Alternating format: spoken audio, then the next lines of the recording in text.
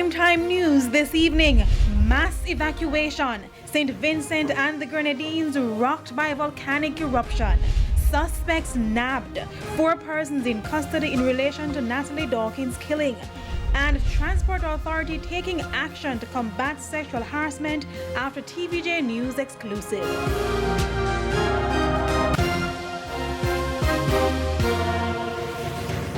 Good evening and welcome to Primetime News, coming to you live on air and online at onespotmedia.com. I'm Herman Green. Thanks for joining us. Also this evening, the top business stories of the day. There's Primetime Sports, sports commentary, E-Prime, and weather. But before the break, here's our feedback question. This evening we're asking, what are your views on Caribbean integration?